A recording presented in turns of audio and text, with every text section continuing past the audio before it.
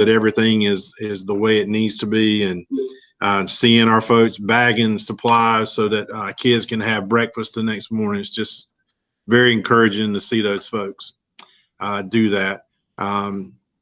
Mr. King has put a lot of information under the operations update. Feel free to go through that. And at the end, if there's any questions, we'll be more than happy to take them. On the curriculum instruction side, we have been maintaining data on how many kids we're serving. As of today, we're at 88.7% participation, and I think that's a testament to our students and to our parents and being committed to their kids and their learning, but also to our staff and the work that they have done each and every day to make sure that they have learning activities. I got 4 kids myself, and I can tell you I've got the gamut at my house. I've got one that I have to coerce to get stuff done, and I've got the extreme in my house where they're saying it's not enough. So I'm sure that you'll be hearing some of those as we continue to move forward, but I do appreciate the quality supplemental learning that our folks have been doing. What I am going to do, I am going to share with you and just kind of walk real quick, because there has been a question in regards to, what we need to do for seniors, and that's been something that has come up in the community. Based on Wednesday, we did have a overview with DPI, and I will tell you, the Department of Public Instruction, in concert with school superintendents and NCAE, they have been putting together work groups, and this is one of the work groups that they have been that have pulled together, and one of their tasks is about grading. And I'm not going to go through all the credits or all the slides, but what I will say to you is that they have asked us not to allow the spring semester to be punitive to a senior. Matter of fact, they have pretty strong words as you go through and look at this. And one of the words is shall, that if we have a senior that as of March 13th was not on track to graduate as a result of some of the classes that they were taking in the spring, we shall provide opportunities for those students in order for them to be prepared to graduate in June. When we looked at the data in our system, we had roughly 50 students that we have plans for, and we have social workers, we got our counselors, and we got our teachers that are going out and making sure that these plans are being met, so that we can make sure that, again, this pandemic and the cutting off of the semester does not adversely affect a student. The other thing that I've been hearing a lot about is how grades will be stored. We got a lot of students that are on track for scholarships, and there were some concerns that how grading was being grading was being done. There may be some issues with scholarships. There may be issues with students that are waiting for late admittance. And what we have been told, and I think this is concrete guidance at this point, is that there will this semester all the classes will be either P or W, PC19 or WC19, so that this semester the GPA will not count towards their overall cumulative points. So for seniors, their GPA is going to be calculated based on what those students had at the end of the fall semester. If they are taking PCC classes, or if they're in North Carolina virtual public school classes, those classes are continuing, and then they'll get grading accordingly, and those quality points will count and with the value that they would receive as if, because those classes are maintaining their current structure.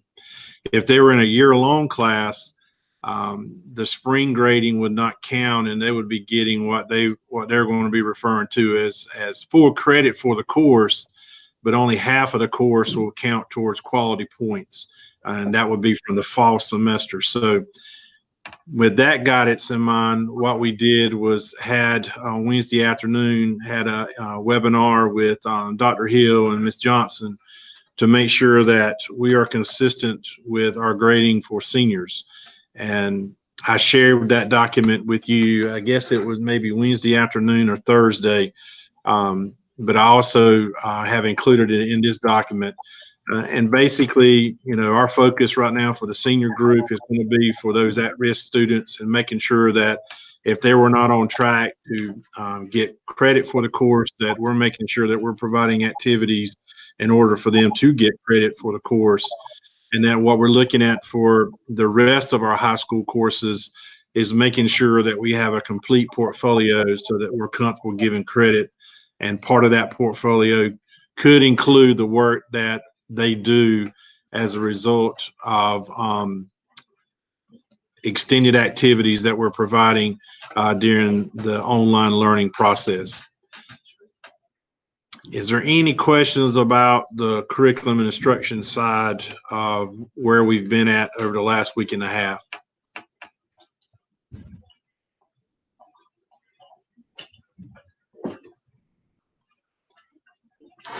Financial services, as I ended, well, as you know, we've added C4 to the agenda.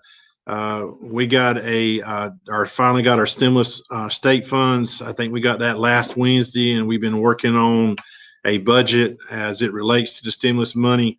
One of the hot topics I was concerned about was whether or not we would have enough money in the stimulus money to continue our pay the way it is, but also cover the expenses that we have. Because what I don't want us to do is have to call a meeting and go into fund balance. And one of the areas that we were short in was subsidy money for preschool. And on Wednesday afternoon, I had a conference call with our liaison to the state superintendent and walk through how that would adversely affect us if that money was not available to us. And our argument was, me and a couple of superintendents, was the money's already there. Why are we not using that money like we are the other money to provide a stimulus back to the school system? For us, that would have taken anywhere from a $40,000 to $50,000 hit to maintain current benefit structure and salaries for those employees. What we learned on Thursday, or Friday rather, is that DHHS has approved for the subsidies to continue to be paid. So our preschool staff, we're comfortable in being able to say that we can maintain our salary structure for them. So what we're using the money for is the before and after school folks. Obviously, that's a revenue generated fund, and with us not having before and after school, we're losing the revenue. So we need around $50,000 to be able to do what we need to do to cover the salaries for those individuals. The big ticket item with the stimulus money deals with child nutrition, and I think that's the morphosis or the why the money was even generated to begin with, when the governor asked that all school systems have a feeding program.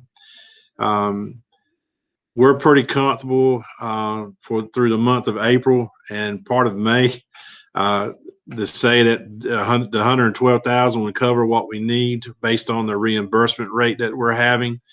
I will tell you, I was getting a little nervous last week because with the new leave structure that came down that Lori probably talked to you about in a few minutes, I was worried that a lot of our folks would go the leave route, and basically we would have to shut down our feeding program.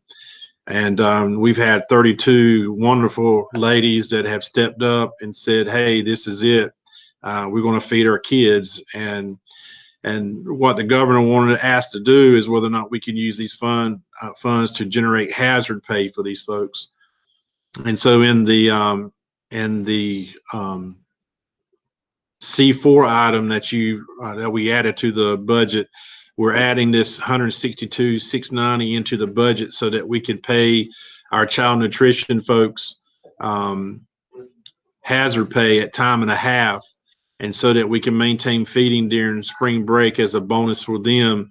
We are going to be paying them double time with your approval of that budget, and that item comes to $112,690.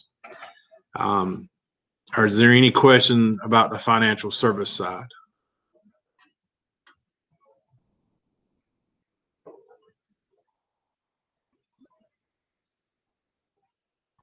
Laura, you want to just swing around real quick?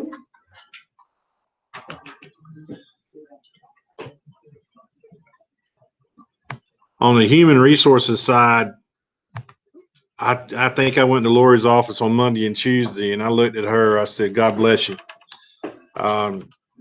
because if I hear, excuse me, Melissa, if I hear "well" or "I don't know" or "it all depends," that's about to drive me crazy. And because in education we don't like those words, we like concrete, sequential, and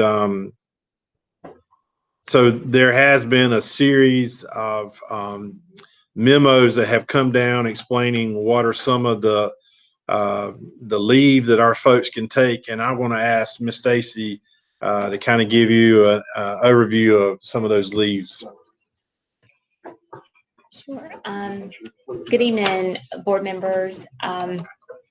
So just some of the hot topics that we've been addressing in human resources as far as personnel. You'll see there the employee memos that have gone out. Just to touch on highlights of those, we did a question and answer type memo to staff trying to address all of the questions that they were having with different positions that they may be in. And that'll bring me to the next section too. So you can review those at your leisure. Well, Dr. Peter's is going to bring that up. That'd be great. Which one? Well, April 7th. Yeah, no, April 1st.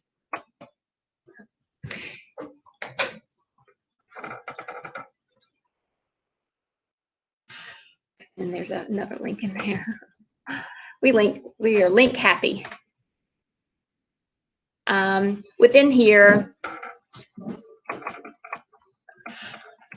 we discussed the difference in a mandatory employee and a non-mandatory employee, which boils down to who is still having to report to the buildings, because of course the state is wanting and the nation is wanting us to provide remote work where possible. And so that drills down to who is still reporting and who is not. And then we discussed that if they are still reporting, that we are still following the guidelines of the governor's mandate as far as social distancing and to the extent possible. So that was in this particular memo. It also, the big thing in this particular memo were the different types of leaves that are available to those that cannot report to work and those that have been provided remote work that are not able to do the remote work based on different criteria that they meet. We do at current have, I believe it is 8 employees on one of these types of leaves, but this was mandated that we did have to post this information, as well as it is a benefit to those that are in situations where it is more hazardous to their family than to someone else's, but that's what that leave has been provided for. And I believe we can go out of that particular one because I'm going to address some of the things further down. Another one of the biggest things that we want to ensure is that all of our people are remain in pay status. Just on the sheet's good. Is remain in pay status, and but still, even to that extent, the one position that we're not able to provide remote work for or to report is the bus driving piece. And so some of our employees will, our bus drivers will feel a possible hit because they work over the 40 hours between their main job, either school nutrition or a teacher assistant, and bus, because with the bus hours and their other position combined, it does send them into the over the 40 hours, and neither leave will pay that.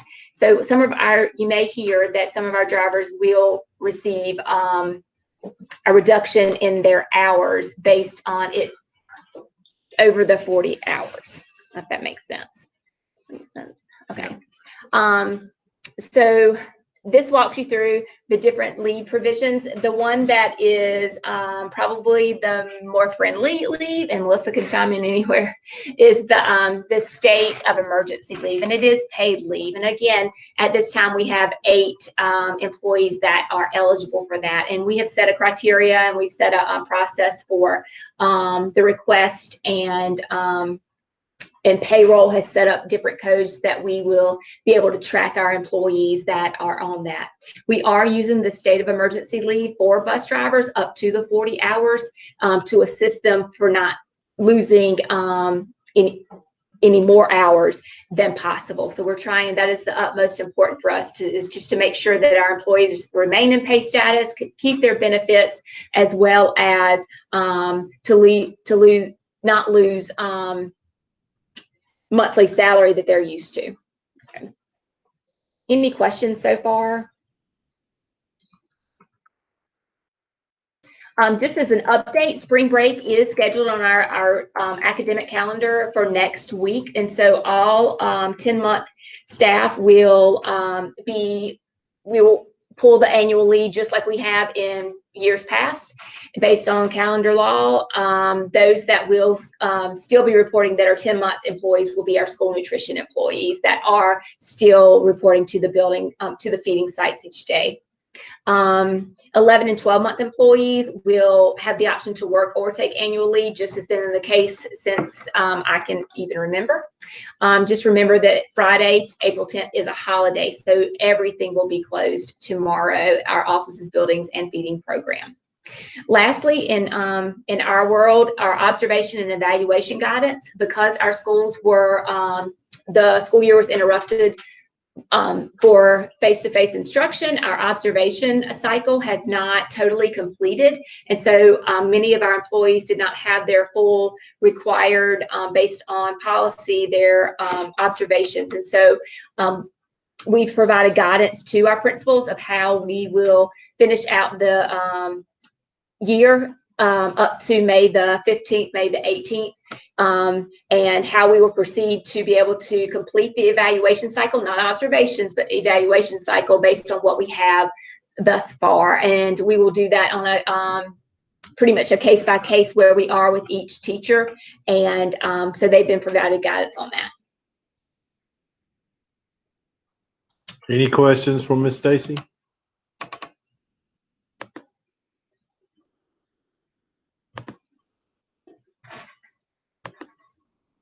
All righty. In administrative services, I think I forgot to thank his team as well. And they're so quiet behind the scenes; they're kind of stealth. But last week we had 72 heat ticket calls from parents regarding their technology, and that number is down to 31 this week. So we're pretty, I think that attributes to the roughly 89% participation rate that we've had, and appreciate Mr. Dennis's guys being available to parents to have that conversation. There have been safety protocols put in place to protect our technicians when they're interacting with the public or having to fix broken devices, and they've been doing a lot of that work out of Person High School. So that group's been instrumental in the success of our online learning program as well. A lot of you, or a couple of you, had sent me emails around the Cardinal Innovations Grant. We have submitted for that. For those of you that are not familiar, that's the $20,000 grant from Cardinal Innovation, who does, I think it's the health system for our county. They put out a call for proposals for our region where they were providing $20,000 grants, and I think it was up to $1 million that they were giving away in their total network. And a lot of it had to be with how we would use the money to meet the current needs that we have right now with the pandemic. And right now our need is devices. And so Mr. Dennis and Ms. Scruggs and their team got together and put the grant together and submitted it for us last week. And so as soon as we hear from that grant, we'll let you know. But that $20,000 would be godsend as it for our devices. As you know, athletics has been canceled through May 15th. I think for the most part, we can probably say that the spring is probably a lost sport.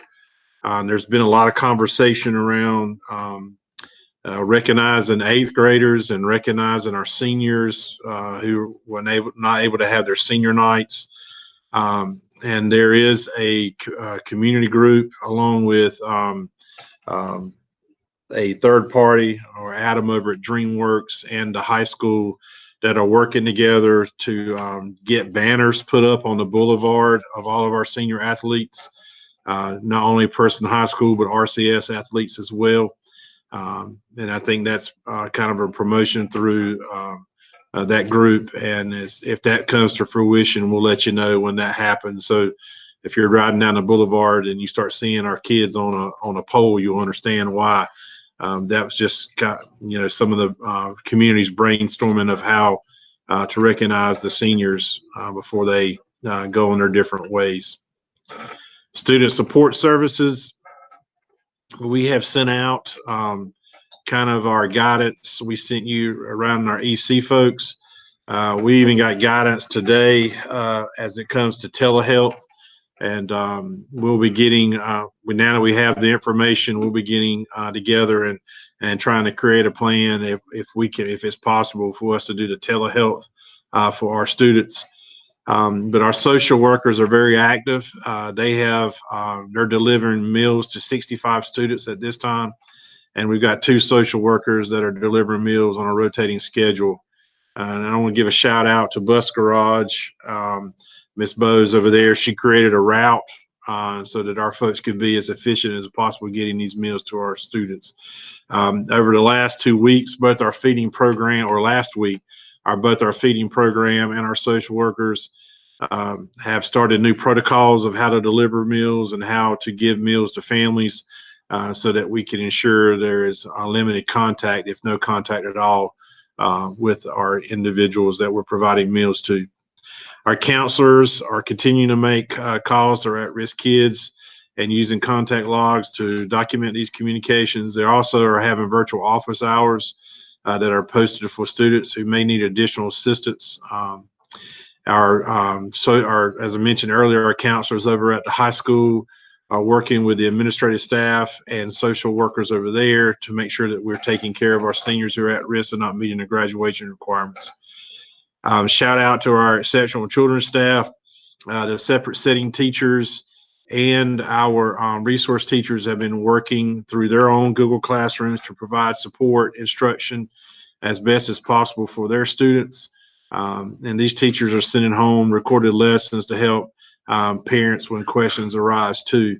Our inclusion folks are also working with our Google Classroom teachers to be available to provide support with their students, not only meeting their IEP goals, but also help meet their regular education goals as well.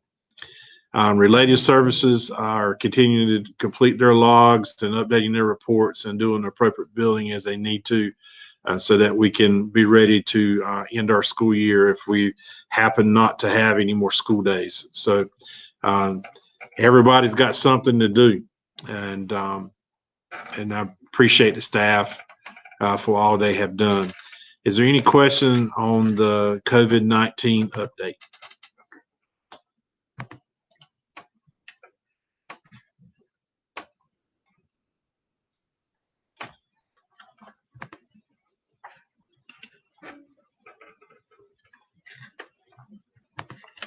All right. I wanted to make you aware of, because our business is as usual here in Central. We're still planning for next school year. We're planning budgets, and we have mentioned to you earlier that we have had problems in the past filling our child nutrition positions, and we're looking at the best avenues that we can do to make sure that we're spending our tax money the way it needs to be spent, and also making sure that we're being as efficient as possible with the services that we're delivering. One of those things that we're looking at, and what we're going to do is, without severe objection, is to put out an RFP on the custodial side of services, just to see what kind of feedback we'll get from vendors as how they would fill positions, how they can do our cleaning, how they can do our grounds and whatnot, and whether or not those individuals could also help with the child nutrition side. What we're learning in our investigation and trying to get folks to help us in our child nutrition filling jobs there is that they also want to do the food service program too, and we're not prepared or willing to be able to give up the food services side, because I think Nicole, Ms. Shoecraft, and our team do a really good job in providing meals for our kids.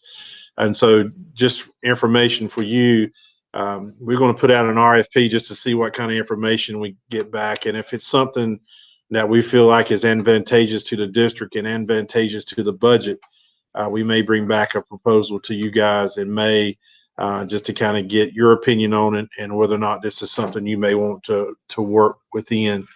Our main goal with any group is, if we were to do something like this, is making sure that there's a transition plan for our vested employees. So more to come on that, but just want to give you know that we're out there looking at various ways to be as proactive with our budget as we can. If there's no questions from my report, what I'm going to ask Mr. Dennis to do is to swing on over, and we did not bring any new policies for you guys this month, but what we did do is you had policies that were pending from last month, and at this time I'll turn it over to Mr. Dennis. Thank you, Dr. Peterson. Good evening, Dr. Peterson, Madam Chair, members of the board. Sorry to disappoint you with no new policies, but we'll just keep moving along with what we have. And what I do have is the policies for approval. The policies for approval that we discussed at the last meeting during Local Government Day. But I do want to, before I recommend these policies be approved, I do want to go over one policy that we should have went over a little more, and that was Policy Code 7410, which is teacher contracts. The School Board Association, when they looked over this policy, actually put forth 4 different options for how we can handle teacher contracts. And we need to really choose one of those options before we approve this particular policy. And I'm gonna have Ms. Stacy come in a minute, but one of the options is essentially what we're doing now, and you guys approved 2 years ago. And then there's some other different ways that we can look at doing teacher contracts. And I'm gonna go ahead and let Ms. Stacy take over, and she's going to talk about the differences between the options. Ace will put it on just a second. Okay. So like Mr. Dennis had stated, that there are 4 different options within the state, the School Board Association recommendation. The one that we have in place currently, that was last approved in 2018, is option 2, which is that anyone with less than 3 years gets the 1-year contract. After the 3 years, that if they are in good standing, they'll get a 2-year contract. And then after the 2 years, if they're in good standing, they get a 4-year contract. And then subsequently after that, it's 4 years. And so that's what is in this T-chart. You'll see that that's what option 2 is. And so in the policy committee, one of the things that was discussed was, well, how are we compared to other districts? And when I did a poll with surrounding districts, the majority of the ones that I did poll, they do option 1, which is after the 3 years, after the 1 year for 3 years, it's less than 3 years, they get a 1-year contract. Then the district would put a default number of number of years that the contract could be issued. It could be a 1 year, a 2 year, a 4 year, but the majority of the people that were polled, they do a 4 year. So you get a 1 year for 3 years, and then you go to the 4 year and subsequent out after that. And so that is the other option that would be, and I believe, well, not I believe, I remember the committee wanted to discuss not discuss, but look at those two options. One of the things that, what happened? Oh, option 2, option 1, that's right. Okay, it was going in backwards order, I'm sorry. And so I remember Ms. Tillman during the policy committee wanted to look at if it was something that we wanted to do, go from the 1 years to the 4 years before we made a final on this.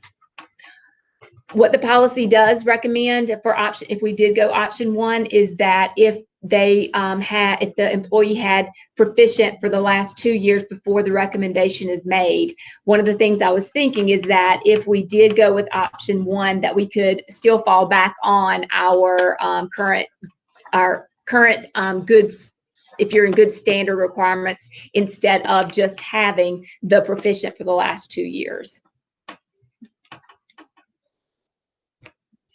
Any questions? Yes, any questions?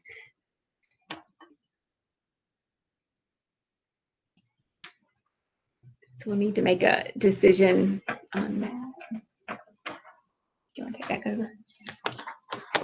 Yeah.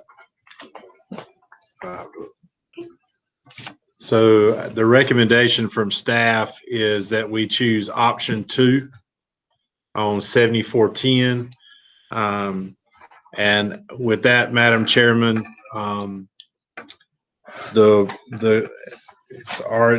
staff's recommendation is that we approve all the policies 1A through GG, and as part of the motion, policy 7410 with the option 2.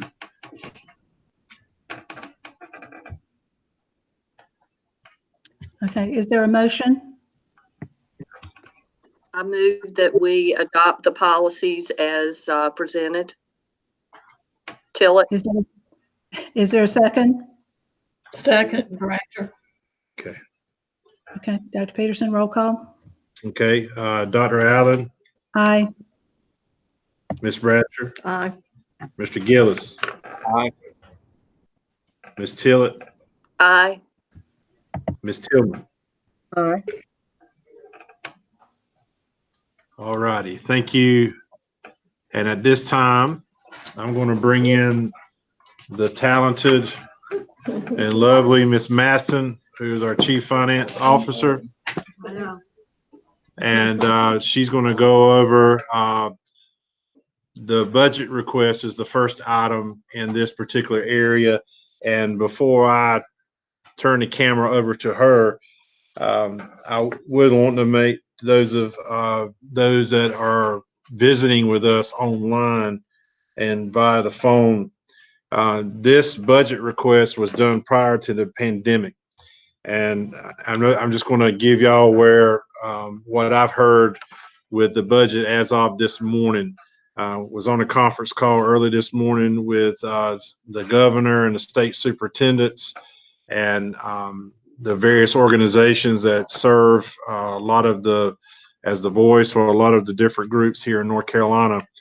And what we're learning is it's going to be very difficult for a budget to be in place with the taxes deadline being moved to July. So what we were basically told in our meeting this morning is that we wouldn't want a budget because the budget would have to be on the current revenue that had been generated up until the shutdown of the state.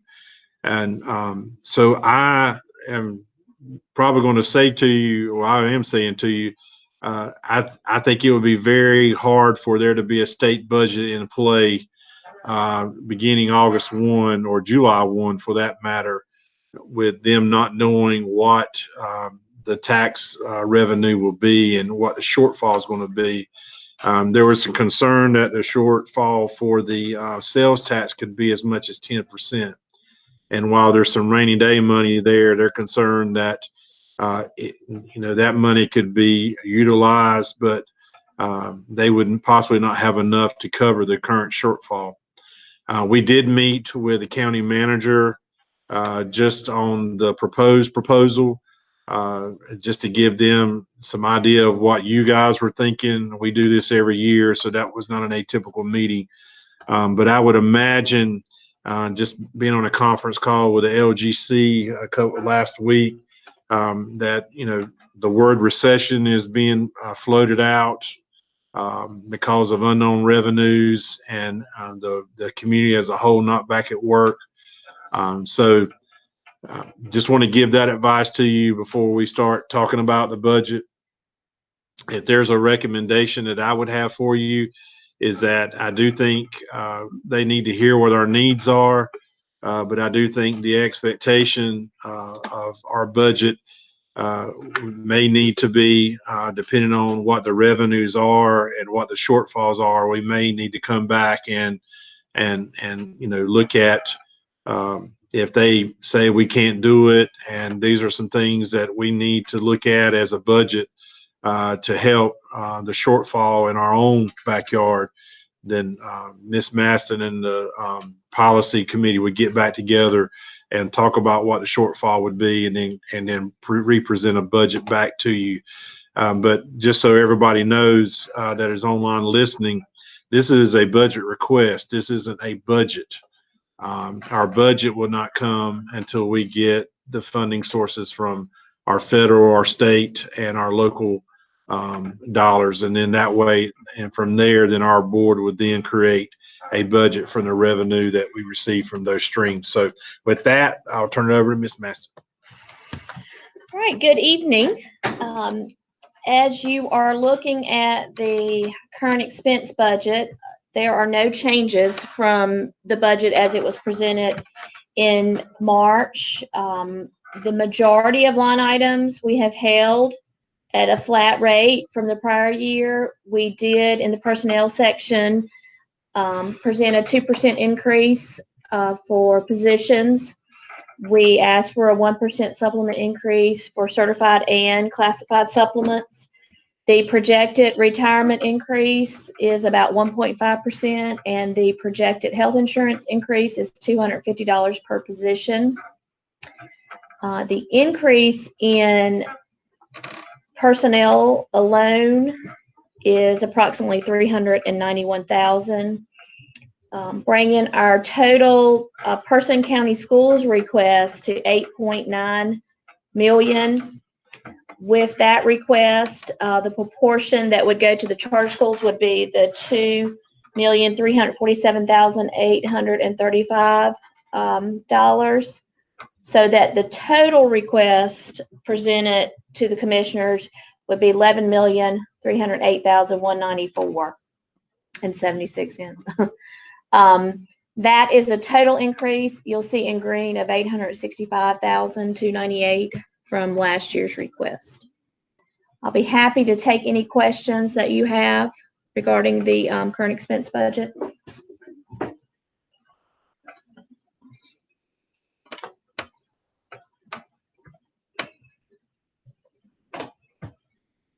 Look at the capital budget. So going to the capital budget,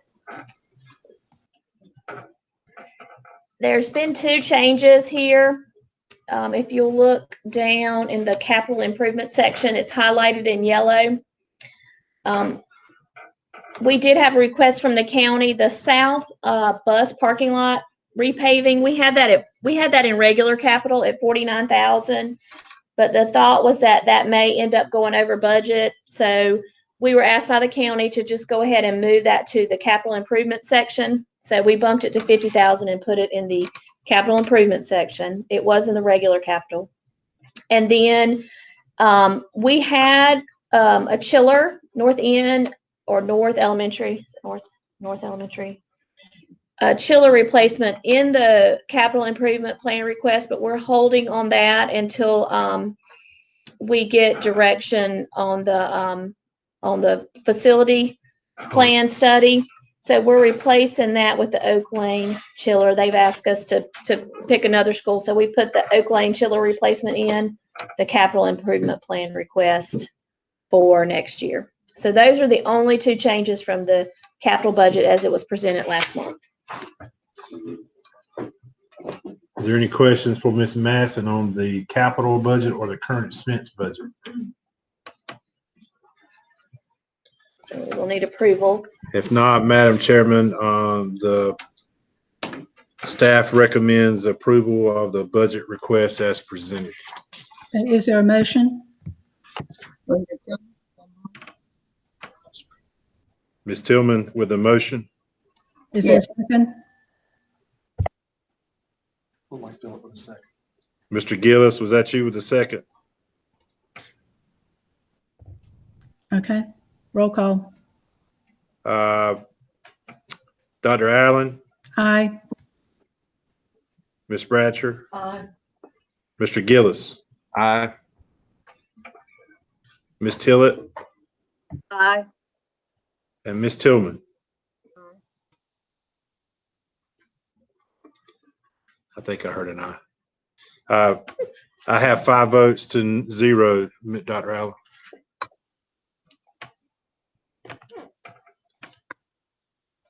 The next item that we're bringing to you today is an information item regarding the change in banking services. All right. So again, this is an information item. Back in December, SunTrust and BB&T combined banks to become Truist, and we are currently banking at SunTrust. As part of this merger, some of the SunTrust banks were sold, and the SunTrust bank that we're at was actually sold off to First Horizon Bank. And so because of this, First Horizon is not one of the approved LGC banking institutions. So we still want to stay with the Truist merger, but that merger will not actually happen the complete merger will not actually happen for another 18 months. But we would like to go ahead and move our accounts to BB&T, which will be the Truist account. Yes, we have an account there we were with BB&T 5 years ago before we moved to SunTrust. So we still have an account that's open and we're able to move our deposits. Otherwise, if we did not do that, once this bank turns to New Horizon, it was supposed to happen in May, but I heard Monday that they've moved it out another month or two. We would have nowhere for our child nutrition in our schools to make their deposits. So we're going to go ahead and move our deposits over to BB&T, and within the year move our accounts there. But at the same time, it will become Truist. So it will stay within the same system, but we're having to move to BB&T so that we have a local branch to operate on. I'm just keeping you updated with that. Any questions for Ms. Masson regarding? And the county is with SunTrust. They're doing the same thing. They're moving their services over to BB&T, which will be Truist. If no other questions, we'll move to the lottery project. All right. And we are seeking your approval. The original lottery request for the multipurpose divider at South Elementary was approved at $35,000. The bids have come in at $49,000. So we're needing to request an additional $14,000 in lottery funds. Again, this is a lottery project. We just need to increase the lottery funds requested, and we need board approval for that. So, Ms. Maston, how many bids did we receive? We only received one. I contacted 3 other companies and received no response back from them. And these are not local companies that can do this. These are specialty companies. Okay. Were you able to hear that, Ms. Tillett? I did. Thank you. Yep. This is the screen inside of the school. Is that correct? Well, it's the divider. The divider, yeah, Multi-purpose. between the cafeteria and multi-purpose room.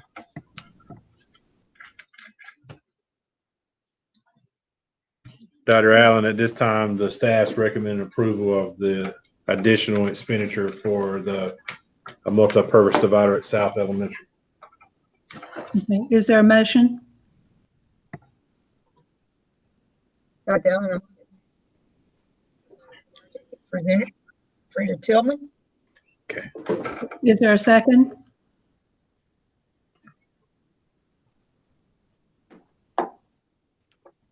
Did I hear a second? I don't think so. Okay. Motion has been made. Dr. Peterson, would you do the roll call, please? Dr. Allen, Aye.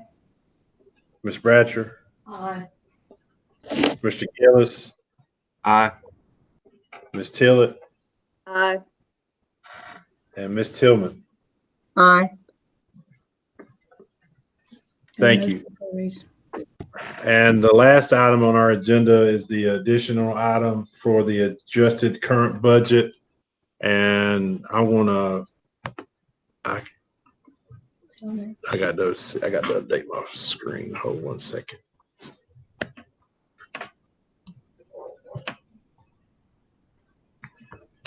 Trying to find it. I apologize. Yeah. I had to update our screen. Again, this is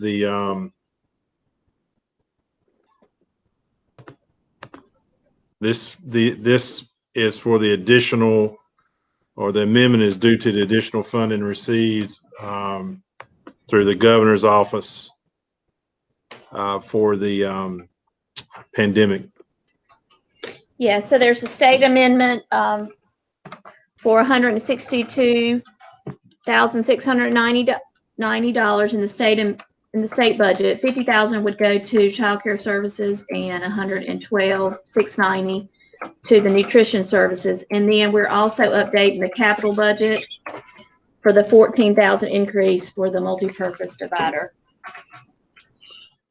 Is there any questions for Ms. Maston regarding the adjustments to the current budget? If there are no questions, is there a motion? Motion to approve, Margaret Bratcher. Is there a second? Second, Tillett. Okay. Dr. Peterson? Dr. Allen, Aye. Ms. Bratcher, Aye. Mr. Gillis, Aye. Ms. Tillett, Aye. and Ms. Tillman. Aye. You have 5, 4, and 0 against, Madam Chairman.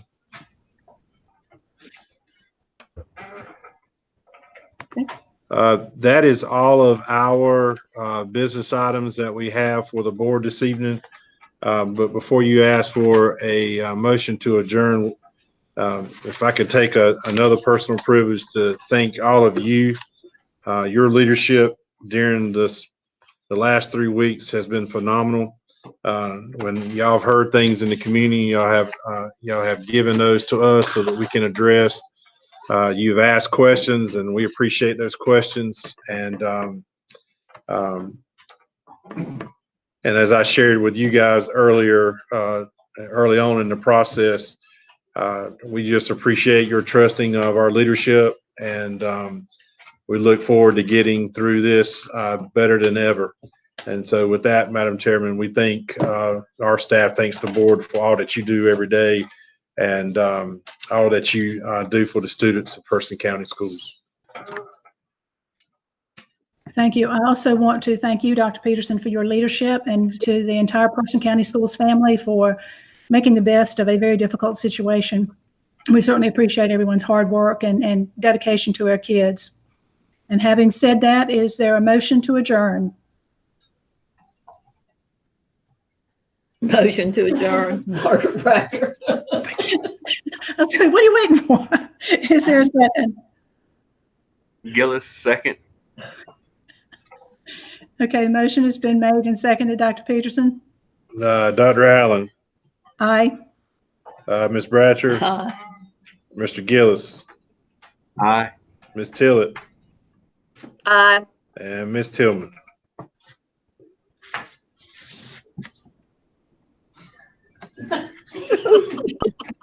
We lose Ms. Tillman? There we go. I You got to sleep? was doing You have 5-4 and no against adjournment, Madam Chairman. Okay, we are now adjourned. I hope everybody has a wonderful Easter, however you choose to celebrate it. Thanks, everyone. Thank you. Thank you.